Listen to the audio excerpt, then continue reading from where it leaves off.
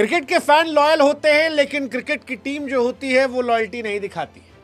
हर साल हमें इस बात का एहसास तब होता है जब ऑक्शन आता है, जब रिटेंशन होता है, और इस बार फिर यही एहसास हमको हो रहा है क्योंकि आईपीएल की टीमों ने बता दिया है कि गुरु पैसा जितना चाहिए उतना दे देंगे, लेकिन अगर परफॉर्मेंस नहीं हुई तो हमको घंटा फर्क पड़ता है तुम कितने साल हमारे साथ खेले हो।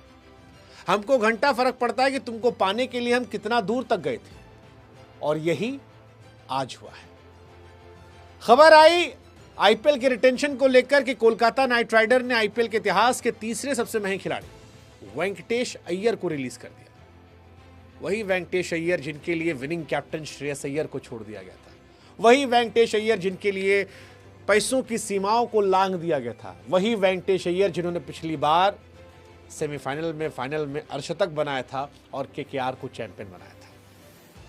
वैसे अय्यर अकेले नहीं गए हैं, वेंकटेश के साथ साथ केकेआर ने 11 साल तक टीम का हिस्सा रहे रसल द मसल को भी रिलीज कर दिया है। हमको तो लगता है रसल को इस बार कोई खरीदा और वो केकेआर कोई ठोक दिए तो दिलचस्प हो जाएगा देखना, क्योंकि रसल का छोड़ना शॉकिंग है। रसल और नरेन ये केकेआर की पहचान रहे हैं, और उसमें से रसल को छोड़ना, I mean for me it's shocking. 12 crore में तो रिटेन हुए थे, क्या रसल की कीमत 12 करोड़ की भी नहीं है? बैटिंग भी करते हैं, बॉलिंग करते हैं, फील्डिंग करते हैं। खैर जो कुछ है ये टीम में कहानी है। अगले 10-12 मिनट में हम आपको आईपीएल के रिटेंशन, रिलीज और ट्रेड की सारी जानकारी देने वाले हैं, तो थोड़ा सा धैर्य रखिएगा, और सबसे ज्यादा झटका आपको कहां लग रहा है वो हमको कमेंट सेक्शन में बताते रहिएगा। कहानी जो झटकेदार हमको लगी वो थी चेन्नई सुपर किंग के पथिराना को छोड़ने की। बेबी बॉय, धोनी का बॉय, वो लड़का जिसे धोनी ने पकड़ा, तराशा, निखारा, वो जिसे हम मलिंगा कह रहे थे, चेन्नई सुपर किंग ने उसे छोड़ा, और वो पथिराना अब सीएसके का हिस्सा नहीं है। कॉनवे और रचिन रविंद्र को भी रिलीज कर दिया गया है। रिलीज किए गए सभी प्लेयर्स की 16 दिसंबर को यूएई के अबू धाबी में होने वाले मिनी ऑक्शन में नीलामी होने वाली है, और ये हैरान करने वाला है, हैरान करने वाला है। हैरान वैसे सीएसके ने सबसे ज्यादा तभी कर दिया था जब उन्होंने जडेजा को छोड़ दिया था। सीएसके मुझे लगता है कि लॉयल्टी के मामले में सबसे कमजोर टीम है, एक्सेप्ट धोनी, क्योंकि सीएसके ने रैना को छोड़ा था, सीएसके ने जडेजा को छोड़ दिया।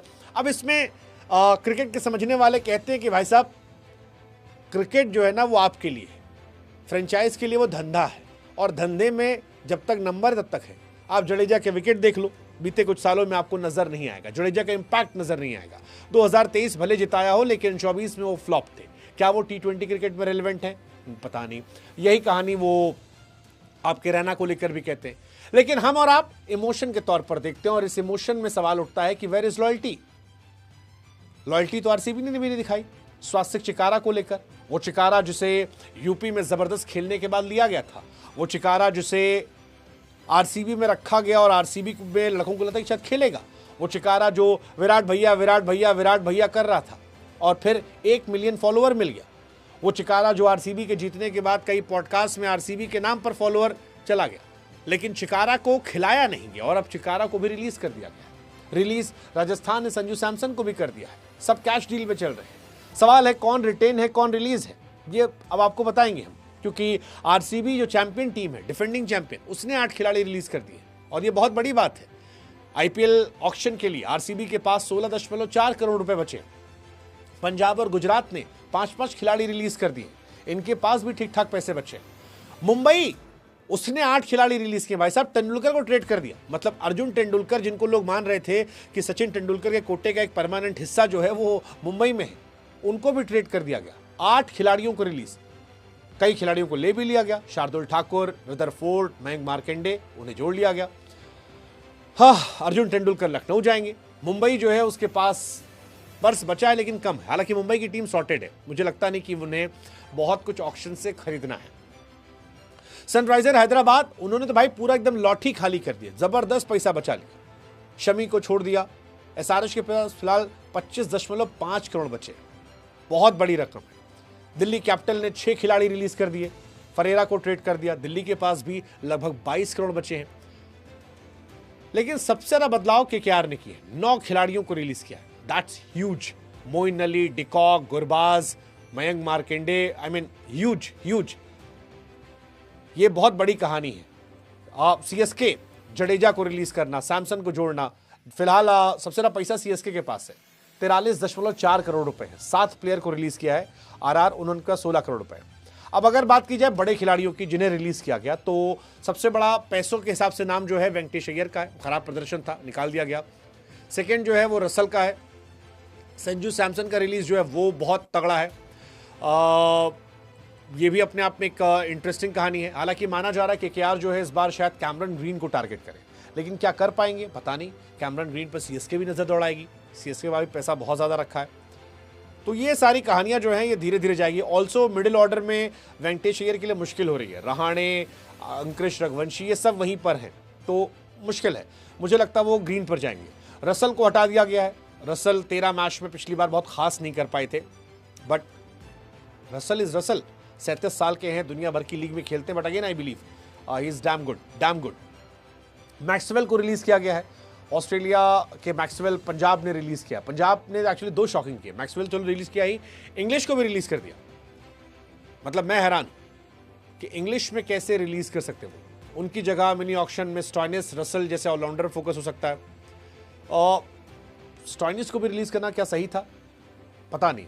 रिकी पॉन्टिंग ने इस बार अजीबोगरीब फैसले लिए हैं। पंजाब जीती हुई टीम थी, उसके बावजूद जीती के मतलब फाइनलिस्ट टीम थी। 10 खिलाड़ी ट्रेड किए गए। ये संजू सैमसन जो है उन्हें ट्रेड किया गया। राजस्थान रॉयल्स ने संजू सैमसन को 18 करोड़ रुपए में चेन्नई के साथ ट्रेड किया है, और सीएसके ने उसके बदले जडेजा, सैम करन को भेजा है। शमी को लखनऊ ने लिया है। मुंबई ने अर्जुन तेंदुलकर को ट्रेड किया है। नीतीश राणा हैदराबाद से दिल्ली गए हैं। फरेरा जो है दिल्ली से राजस्थान गए हैं। मयंक मार्कंडे कोलकाता से मुंबई गए हैं। जीटी ने रदरफोर्ड और एलएसजी के शार्दुल ठाकुर ट्रेड किए, मुंबई को दिए हैं। फिलहाल पैसा जो है वो केकेआर के पास खूब है, 64 करोड़ रुपए बचे। तो मुझे लगता है कैमरन ग्रीन शायद जा सकते हैं। मतलब कोलकाता वाला तो ऐसा लगेगा कि ऐसे बैठेगा बक्सा लेके कि तुमको कितना चाहिए, जो जितना बोल रहा है उसमें 2 करोड़ जोड़ लो, हमको दे दो। सीरियसली यही होने वाला है, जो जितना बोल रहा है उसमें 2 करोड़ और जोड़ दो, दे दो। क्योंकि कोलकाता और सेकेंड नंबर का जो पैसा वाला टीम है उसमें 20 करोड़ 21 करोड़ का डिफरेंस है। और आपको जान के हैरानी होगी कि 3 टीमों के अलावा 21 करोड़ रुपया किसी के पास नहीं है। तो ये अपने आप में हैरानी की बात है। केकेआर के पास 64 करोड़, सीएसके के पास 43 करोड़, 43.5 करोड़। सो इन दोनों के बीच में जबरदस्त कंपटीशन होगा, कौन किसे लेता है। एसआरएच 25 करोड़ है। हालांकि अगर वो भी क्लासन को छोड़ देते तो भी माला माल होते, बट छोड़ा नहीं उन्होंने। एलएसजी के पास लगभग 23 करोड़ है। डीसी के पास 22 करोड़ है। इन्हीं में आपस में खेला कूदा होगा। आरसीबी के पास 16.5 करोड़, आरआर के पास 16 करोड़, जीटी के पास 13 करोड़, पंजाब 11। एमआई को जरूरत नहीं है, एमआई की टीम सॉर्टेड है। हो सकता है कोई एक नया लड़का आए, या कोई नया लड़का जिसका नाम हो पिछली बार लिया ना, उसको ले लेंगे। केकेआर के साथ हालांकि दिक्कत एक और भी है। केकेआर के 13 स्लॉट खाली हो गए, तो 13 स्लॉट भरना है, यानी बिल्कुल फ्रेश टीम हो जाएगी।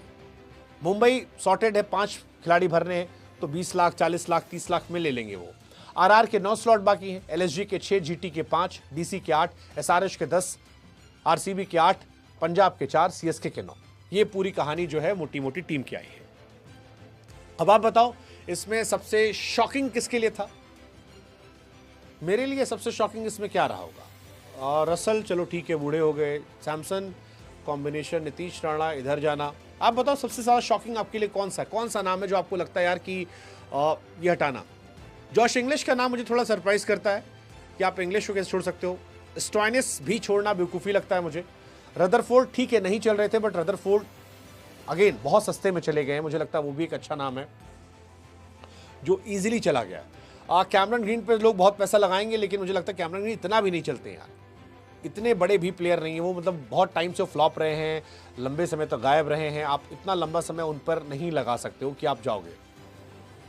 Let's see, I am sure कुछ ना कुछ सोचा होगा। सबसे सॉलिड टीम कौन सी लग रही है? मुझे एक मुंबई अच्छी लग रही है। पंजाब थोड़ा सा डाउटफुल लगने लगा है मुझे कि अब क्या है। सीएसके सॉलिड लग रही है, ऑलरेडी सॉलिड टीम है। संजू सैमसन को लेकर काफी सॉलिड टीम बन चुकी है, और इसके बाद कुछ और प्लेयर आएंगे तो काफी ज्यादा सॉलिड हो जाएगी। वेंकटेश अय्यर अगर सीएसके को मिल गए, मुझे लगता है एक तो सीएसके का भला हो जाएगा। अगर वेंकटेश अय्यर 4-5-6 करोड़ में बिके और सीएसके ने खरीद लिया, trust me, CSK is gonna be a very solid team, because Venkatesh Iyer is a good player. ज्यादा पैसा देके उनका दिमाग खराब कर दिया गया था, थोड़ा कम पैसा होगा तो अच्छा खेलेंगे। मयंक मार्कंडे अच्छा चॉइस है। लेट्स सी, आप बताओ कमेंट सेक्शन में आपकी फेवरेट टीम कौन सी लग रही है इस आईपीएल। मुंबई, सीएसके, 2 नाम तो मैं दे रहा हूं, मुझे लगता है ये सॉलिड टीम है। दिल्ली अच्छी टीम है, अगर दिमाग खराब नहीं हुआ कैप्टन देखना होगा। केकेआर को I want to look because Rahane फिर से कैप्टन होंगे, it's gonna be interesting choice. KKR का क्या होता है। हैदराबाद क्या पुराना मैजिक दिखाएगी Abhishek Sharma, Travis Head? Well, you never know. बताओ कमेंट सेक्शन में आपकी फेवरेट टीम कौन सी है और सबसे शॉकिंग रिलीज आपकी नजर में कौन सा है, और क्या लॉयल्टी मैटर करती है? I don't think so. हम इमोशनल होते हैं, पैसा लगाने वाले लोग नहीं।